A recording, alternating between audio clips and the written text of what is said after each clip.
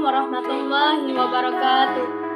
Halo teman-teman, perkenalkan nama saya Desma Jukaida dari Lokal 4B, Program Studi Pendidikan Agama Islam. Pada video kali ini, saya akan membahas tentang cara berpikir filsafat. Pada pembahasan sebelumnya, kita sudah menjelaskan dasar dari berpikir dari filsafat itu.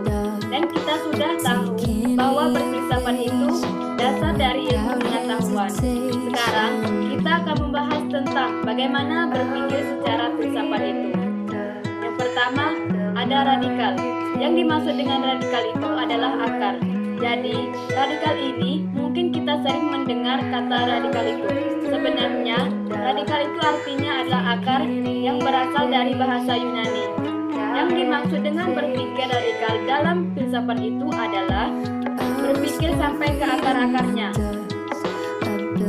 Berpikir sampai kepada hakikat, esensi, atau sampai kepada substansi.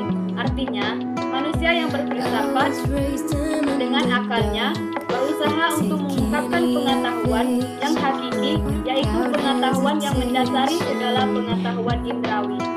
Yang kedua itu universal. Yang dimaksud dengan universal adalah umum atau bersifat menyeluruh.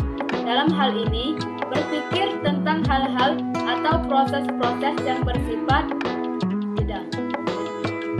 umum dalam artian tidak memikirkan hal-hal yang parsial. Parsial itu tidak sepotong-potong. Jadi, kita memikirkan hal-hal yang universal, hal-hal yang terjadi secara umum.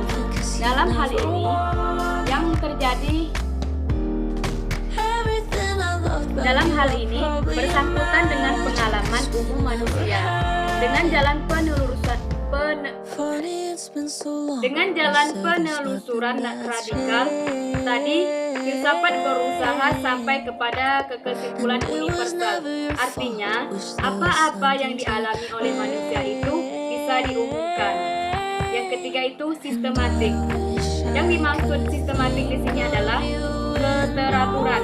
Berpikir dalam kebulatan konsep yang saling berkaitan dan tersusun secara jelas untuk mencapai suatu maksud atau peranan tertentu. Jadi, harus tersusun secara jelas. Jadi, ide-ide konsep tadi harus disusun secara menyeluruh, kemudian dia teratur, itu disebut dengan sistematik atau sistematis. Yang keempat itu konseptual. Yang dimaksud dengan konseptual itu adalah abstraksi, berpikir untuk mengkonstruksi suatu pemikiran sebagai hasil generalisasi dari pengalaman tentang hal-hal serta proses-proses individual. Artinya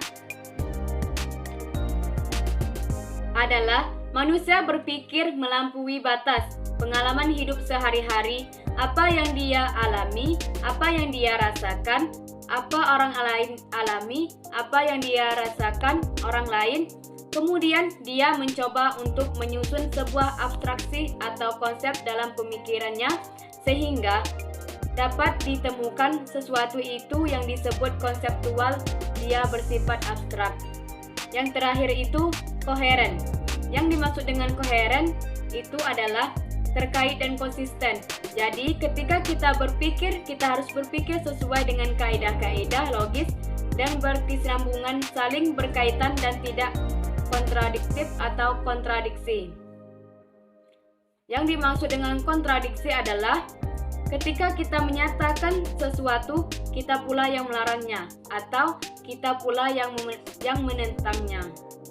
Dalam hal ini, kalau kita berpikir itu harus logis dan harus ada sesuai dengan apa yang kita pikirkan sehingga terdapat sebuah konsep yang bisa dijadikan sebagai dasar kebijakan sebuah ilmu pengetahuan. Itulah penjelasan dari saya mengenai cara berpikir filsafat. Lebih dan kurangnya saya mohon maaf. Kepada Allah saya mohon ampun. Wabillahi taufik wal hidayah. Wassalamualaikum warahmatullahi wabarakatuh. See you.